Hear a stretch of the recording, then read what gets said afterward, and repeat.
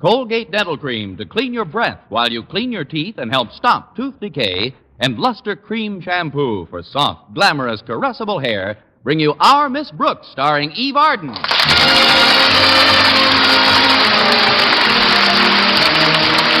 time once again for another comedy episode of Our Miss Brooks, written by Al Lewis. Well, the baseball season is rapidly getting underway, and our Miss Brooks, who teaches English at Madison High School, is full of enthusiasm for our national pastime. Yes, I am enthusiastic about the national pastime. Largely, I must admit, because of the enthusiasm for the game felt by one Philip Boynton, my national pastime. Last Thursday morning at breakfast, my landlady asked me, how come? How come this sudden interest in baseball, Connie? Seems to me you never cared about the game very much. Oh, you're wrong, Mrs. Davis. I always had a deep-rooted love for the game. It just took someone to bring it out. Mr. Boynton? It wasn't Ty Cobb. The way I look at it, baseball will eventually further our romance. How do you mean, Connie? Well, I figure if he spends enough time looking at curves and watching fellows trying to get to first base, it might give him an idea. He's a backward sort, all right. Not about baseball. Tomorrow's the opening game, Mrs. Davis, with Clay City High, and already Mr. Boynton's invited me to go with him. Now, of course, my troubles just begin. I've got to have a nice sport outfit to wear to the game. What's wrong with the outfit you've got? Mr. Boynton's seen me wearing it 3 times already. 3 times? Yes, to the opening games of 1949, 48, and 47. I made up my mind that this year, when they throw out the first ball, I'm throwing out that dress. Oh, if only I wasn't so broke. Let me think a minute. If there was somebody who could lend me... I'm broke too, Connie. If there was somebody else who could... No, I guess borrowing isn't the answer. Wait a minute, Connie. I was talking to Mr. Fisher yesterday. He's the nice man who runs the pawn shop on 4th Street. I know. We've met several times. Well, I just happened to drop in yesterday to see that my brother Victor's cigarette case was polished. And Mr. Fisher showed me the nicest sport dress. Brand new. He had just picked it up at Sherry's department store at their spring sale. A sport dress? What did he want it for, waiting on trade? It's not for himself, Connie. It was for his daughter. But unfortunately, or maybe fortunately for you, it didn't fit her, and he couldn't take it back to Sherry's because all sales were final. So? So maybe he'd be willing to let you have it on a swap. But what could I swap him for it? Well... No, I'll need these fillings as I get older.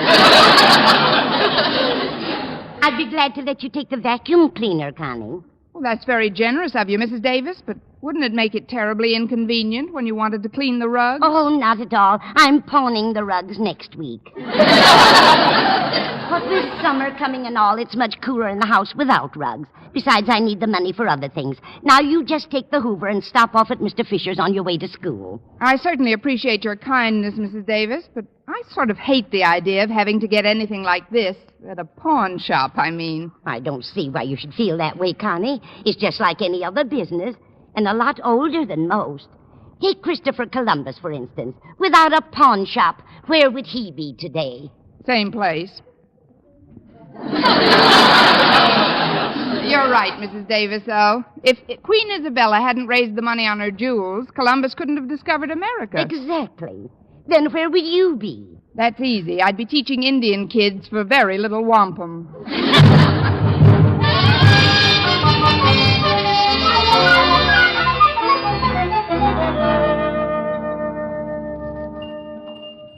Good morning, Mr. Fisher. Well, Miss Brooks, I haven't seen you since you redeemed your locket. Correction. You haven't seen me since I pawned it again. After the holidays, remember? Oh, of course. It was on a Monday in January. I recall it because I took in 6 pairs of binoculars that day. The better to see my locket with, my dear. But what I'm here about this morning is a slight business deal. You see, Mrs. Davis suggested that you might be interested in this vacuum cleaner. Well, Mrs. Davis is an old friend, but frankly, we don't have too much of a call for vacuum cleaners. Oh, I don't want any money on it. I just want a swap. You'll find plenty of use for the vacuum cleaner, too, because Mrs. Davis is about to put her rugs in your protective custody for the summer. Again? Well, then I guess I could use the vacuum at that. Well, let's see now. What could I give you in return? Oh, here's something that might come in handy. It's for dressing and undressing, a genuine Chinese screen. Well, actually, we have very few Chinese getting dressed at our place.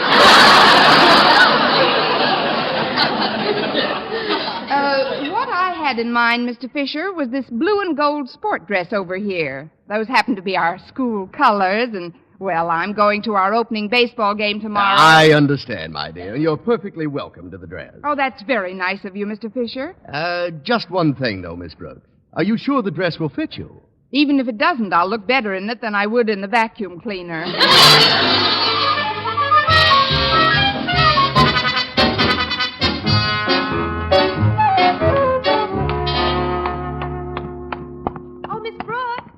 Good morning, Miss Brooks. Hello, Harriet. How's the beloved daughter of Madison's beloved principal this morning? Fine, thanks. Are you going past Daddy's office? As fast as possible. What can I do for you? Would you mind dropping this letter on his desk? It just arrived. All right, I'll take it in. Thanks. Oh, and I almost forgot. Would you take this loving cup? Just for delivering a letter? The baseball trophy Madison won last year. Daddy asked me to pick it up after it was polished. I've got to run now. I want to catch Walter Denton before he invites anyone else to the opening game tomorrow. I know the feeling. See you later, Harriet. Come in. Good morning, Mr. Conklin. I've got something for you. That is a matter of opinion.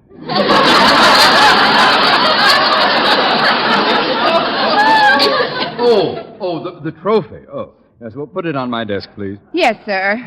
There. Anything else? Oh, yes, sir. Harriet gave me a letter for you. Now, where in the world did I put it? Let me look in my bag. Oh, it must be in here somewhere. Well, that's funny. I can't seem to find it. Miss Brooks, each day the post office department handles hundreds of tons of mail. They carry it on trains and boats and planes over thousands of miles of varying terrain. They go through rain and sleet and snow and dark of night. And you can't be trusted to walk 10 yards with one letter.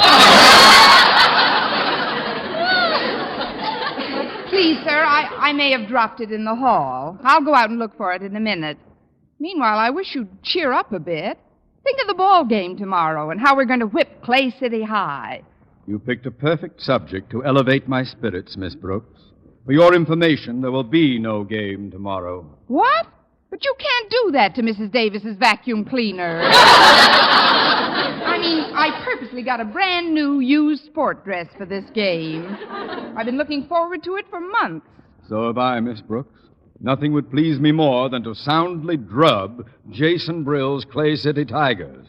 But the sad fact remains that we can't play them. Why not? Because through some appalling mismanagement of the athletic fund, our team has no uniforms. Who's been handling the athletic fund? That is beside the point. I guess I went a bit overboard on the basketball appropriation. Oh, this is awful, Mr. Conklin. Baseball is the most popular sport at Madison. How well I know it. That's why I've taken my glasses off, Miss Brooks. They steam up when I gaze at this statue near my desk. The bust of the man for whom we've named our athletic stadium. The one person responsible for inaugurating baseball at Madison. Our beloved founder, Yoda Critch. I know you feel badly, sir. A lump comes into my throat when I think of how he would take this catastrophe. And when I hold this loving cup in my two hands... Mr. Conklin. Yes, Miss Brooks. Would you mind letting go of my ears? Oh, I'm sorry. I better put my glasses back on. Look, Mr. Conklin, isn't there something we could do to make the game possible? I'm afraid not, Miss Brooks, unless we... Oh, wait a minute. Do you think our boys could play good ball without uniforms? I don't know how good they'd play, but they'd certainly draw a nice crowd.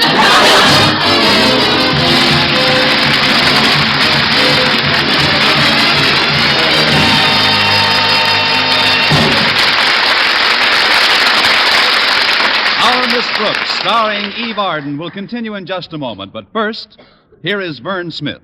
No other dentifrice offers proof of such results. Proof that Colgate Dental Cream helps stop tooth decay before it starts. 2 years' research at leading universities using Colgate Dental Cream, hundreds of case histories, makes this the most conclusive proof in all dentifrice history on tooth decay.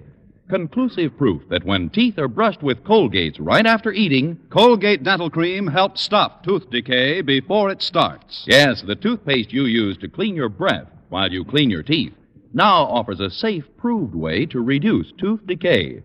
Modern science shows decay is caused by mouth acids, which are at their worst right after eating.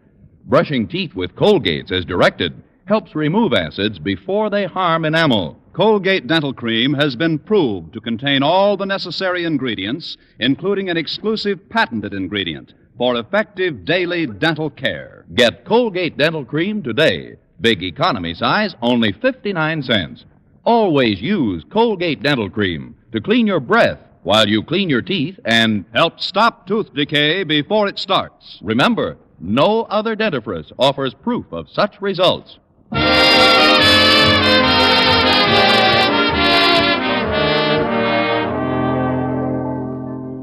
Well, Mr. Conklin refused to let our team play without the proper equipment, especially against Madison's traditional rival, Clay City High. I was pretty blue about the whole thing, so when lunch period arrived, I headed for Mr. Boynton's biology laboratory, my customary destination when I feel confused or unhappy or contented or cheerful or anything. Hello, Mr. Boynton. Mr. Boynton, Oh, I'm over behind these cages. Just doing a little repair work. have you heard about the game being called off tomorrow? Yes, I'm just sick about it. I had my heart set on going to that game tomorrow. So did I. But don't be too depressed. We can still do something else together. Together? Oh, that's right. You were going along to the game with me, weren't you? Obviously, I was indispensable to you. But I know what might be fun. We could go to the movies right after school. By 4 o'clock, we could be sitting in the balcony at the State Theater. Oh, but the state doesn't open until 6:30. That's what I say. It might be fun. I don't understand. How could we have fun sitting in a movie for 2.5 hours if there's nothing on the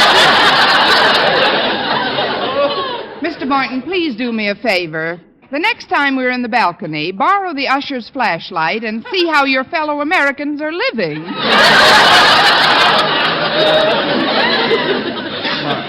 I guess I may seem pretty naive on occasion, Miss Brooks. Oh, I don't know. Sometimes you're quite a man of the world.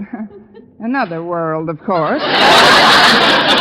Now, suppose we go to lunch. I've got to finish early and drop into the domestic science room. Miss Westphal promised to check my new sport dress and see what alterations it needs. Oh, is that what you've got in that box, a dress? Yes. Now, come on, Mr. Boynton, let's go. Well, I'll have to join you a bit later on, Miss Brooks. I've got to finish repairing the locks on these rabbit cages. They're brand new, too. I can't understand how these iron locks were broken. Must have some pretty tough rabbits in there.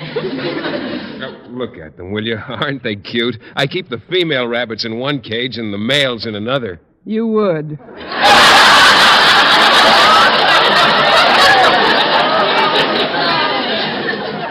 Try and get your work done as soon as possible, huh? I will, Miss Brooks. I'd go with you right now, but it's rather important. You know how rabbit cages are. Of course. You wouldn't want to come back from lunch and find 6 cages where there were 2 before.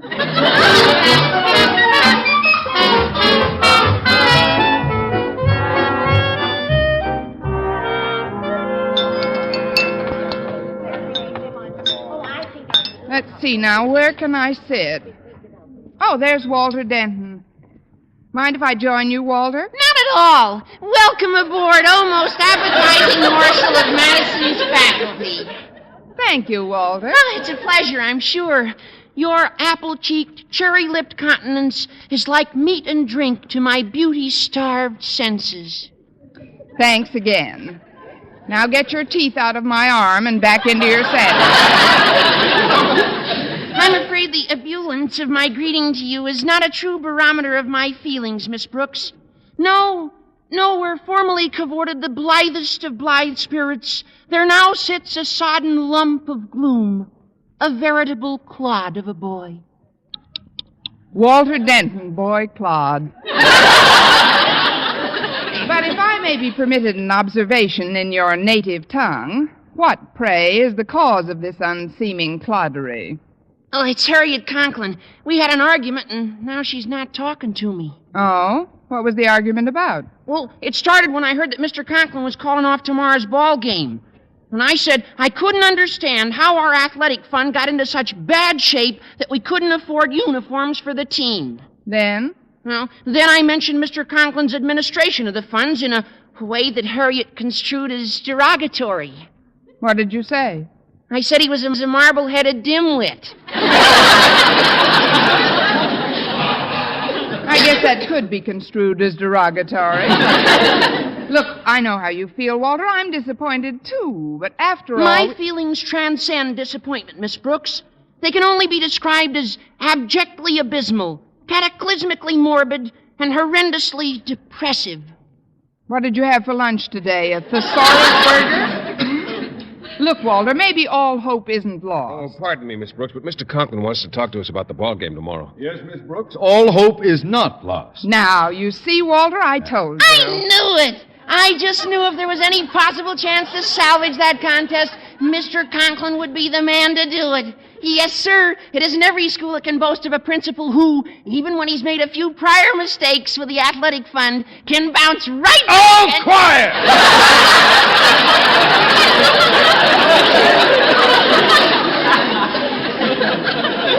May we sit down with you for a moment, Miss Brooks? Certainly, sir.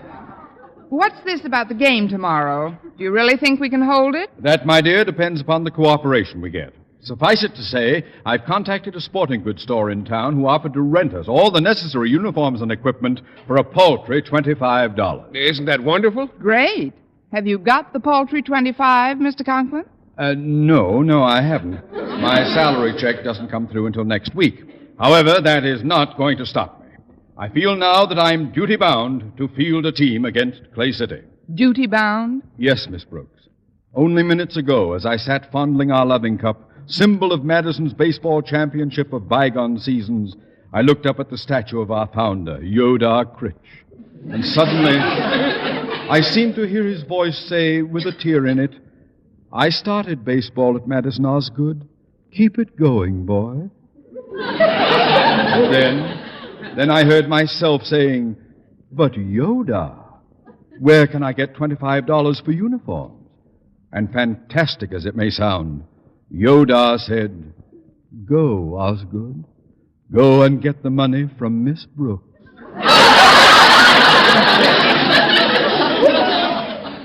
Are you following me, Miss Brooks? You lost me when Yodar said, "Go, Osgood." But it's such a worthy cause, Miss Brooks. If I had the money, I'd hand it over in a minute. So would I if you had the money. Or if I had it, for that matter. But my check doesn't come through until next week either. But surely you must have a little something salted away. Just salt, Mr. Conklin. Gosh, Mr. Conklin, I wish I could be helpful, but I just can't. You rarely are. I'd have laid out my last $40 for those rabbit cages. I won't get it back from the board for over a month. And I just bought this sport dress with my last vacuum cleaner. That is, I got it at a very expensive place, and I feel as if I've been run through a If vacuum we could only cleaner. borrow the money somewhere for just a few days, I'm sure. Wait a that we minute, could Mr. Conklin. Did you say borrow? Why, yes, For just a few days? that's right. Sir, you've given me an idea. Yes, I'm almost positive it'll work. Now, just sit still, everyone. I've got a couple of stops to make. Gee, Miss Brooks, you look like you're on your way to a ball. You're close, Walter. I'm on my way to 3 of them.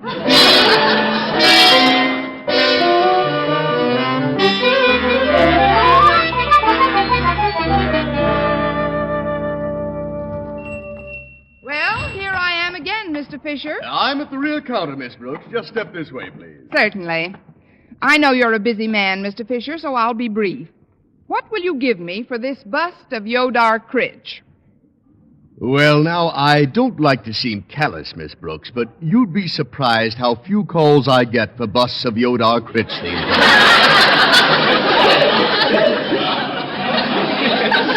Yes, but I just want the money for a short time. Money? You want money for this? Oh, I'm sorry, Miss Brooks. That would be out of the question. However, I've still got that large Chinese screen here. You could have that in exchange. Oh, excuse me. I think another customer's coming in. I'll get back to you in a minute. Another customer? If you don't mind, Mr. Fisher, I'd rather not be seen in here with this statue. I'll just duck behind the screen until he goes. Yes, sir. What can I do for you?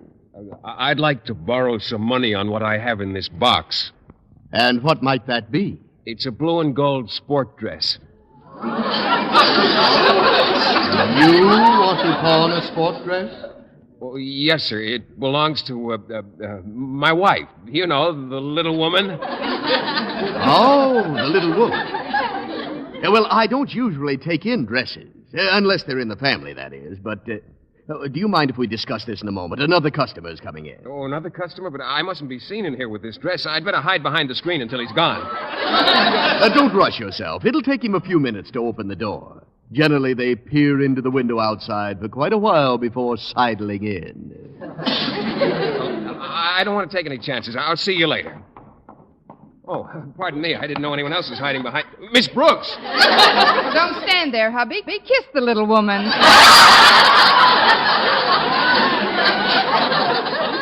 This is most embarrassing, Miss Brooks. What are you doing with that statue of Yodar Critch? Well, Never mind that, Mr. Boynton. What are you doing with my dress? Well, Never mind that, Miss Brooks. What are you doing with that statue? Quiet, Mr. Boynton. Another customer just came in. Good afternoon, my boy. Can I help you? Yes, sir. I'd like to hock these rabbit cages. Rabbit cages? Yeah, just for a short period, and then we'll take it off your hands, rabbits and all. This is an interesting day. The business is booming, too. I see another customer's about to enter. Another customer? Oh, I don't want anybody to see me in here. I gotta hide somewhere. Room for one more down front. Thanks, Miss Brooks. I'll just... Miss Brooks! Get behind the screen, Walter. Oh, you won't tell Mr. Boynton about these cages, will you? I'm sure she won't, Walter. Good. I wouldn't want you to find out that I... Mr. Boynton! Walter, what are you doing with my rabbit cages? Well, Miss Brooks, what are you doing with that statue of Yodar Critch? Never mind that, Walter. What are you doing with Mr. Boynton's rabbit cages? Never mind my rabbit cages, Miss Brooks. What are you doing with that statue? What are you doing with my dress, Mr. Boynton? Walter, what are you doing with my rabbit cages? Well, that was fun. Shall we go around again? Miss Brooks, we've got to figure out some way or Quiet, Walter. Another customer just came in. I can see through a crack in this screen. He's coming all the way back to the last counter. And what may I do for you, sir? I, sir, should like to negotiate a loan on this silver loving cup. You mean you want to hock it? Don't be vulgar. $25 would relieve my temporary financial embarrassment, and the cup would be redeemed in a very short time. Well... Good heavens, somebody's coming in. I can't be seen in this sort of an establishment. I'll just hide behind this screen until he leaves. Oh, I'm sorry, boy. Oh, that's okay, Mr. Conklin. I'll move over. Thank you, Walter. Now, Miss Brooks, if you'll move over a bit so that I can stand between Mr. Boynton and yourself, I'm sure we'll all be... Miss Brooks! Mr. Boynton! Walter Denton! This is roll call. You've left out Yodar Critch.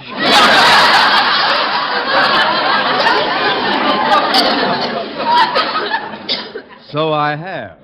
Miss Brooks, what are you doing with that statue of Yodar Critch? Well, Walter, what are you doing with Mr. Boynton's rabbit cages? Mr. Boynton, what are you doing with Miss Brooks' dress? Yes, Mr. Boynton, what are you doing with my dress? Quiet! That sort of buck passing will never take my mind off that statue, Miss Brooks. It won't? Well, try this on for size, Mr. Conklin. What are you doing in this pawn shop with the Madison baseball trophy? Ooh.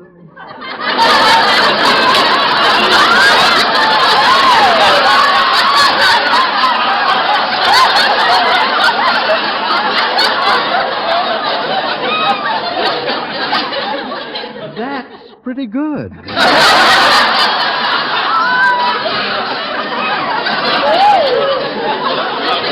let's face it, folks. We're all here for the same purpose, to raise the money for the baseball uniforms. Sure. Now, if Mr. Fisher will come through, we'll always... Well, my last customer just left. My, isn't it getting a little stuffy for you folks behind that screen? Stuffier than ever lately. Mr. Fisher, this is a very strange situation, but we're all here after the same $25.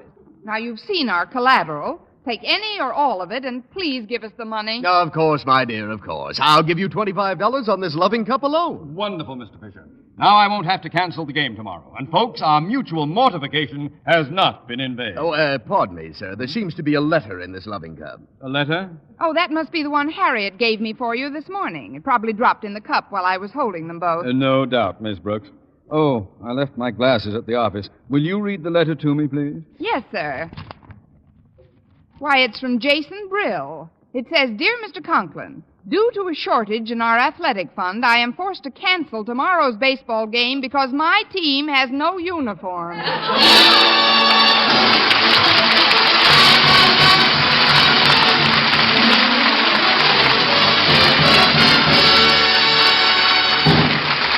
Arden as our Miss Brooks returns in just a moment, but first... Dream girl, beautiful luster cream girl. Tonight? Yes, tonight, show him how much lovelier your hair can look after a Luster Cream shampoo. Luster Cream, world's finest shampoo.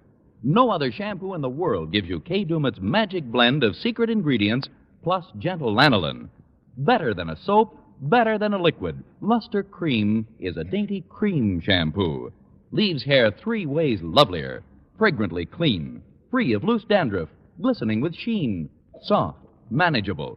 Even in hardest water, Luster Cream lathers instantly. No special rinse needed after a Luster Cream shampoo. So gentle, Luster Cream is wonderful even for children's hair. Tonight? Yes, tonight, try Luster Cream shampoo. Dream girl, beautiful luster cream girl. You owe your crowning glory to a luster cream shampoo. And now, once again, here is our Miss Brooks. Well, we were all very disappointed by the postponement of the opening baseball game with Clay City. But my chagrin was short-lived because that night I had a date with Mr. Boynton. And soon I heard him saying... Come a little closer, Miss Brooks. All right. How's this? Closer. Like this? A little closer. Please, Mr. Boynton, if we get any closer to that movie screen, we'll be in the picture.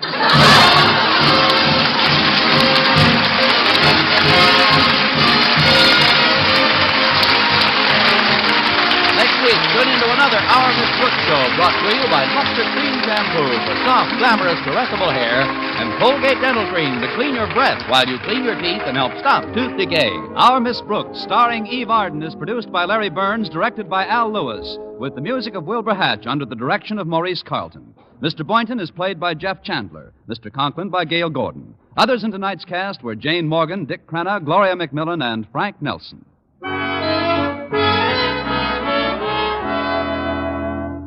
Doctors prove Palmolive soap can bring you a lovelier complexion in 14 days. Yes, 36 leading skin specialists proved in tests on 1,285 different women that Palmolive soap facials using nothing but Palmolive brought new complexion beauty to 2 women out of 3. Just wash your face 3 times daily with Palmolive soap, each time for 60 seconds, massaging Palmolive's beauty lather onto your skin. Then rinse. So start your Palmolive facials today. Remember, doctors prove Palmolive soap can bring you a lovelier complexion in 14 days. For mystery liberally sprinkled with laughs, listen to Mr. and Mrs. North Tuesday evening over most of these same stations. And be with us again next week at this same time for another comedy episode of Our Miss Brooks. Bob Lamont speaking. This is CBS, the Columbia Broadcasting System.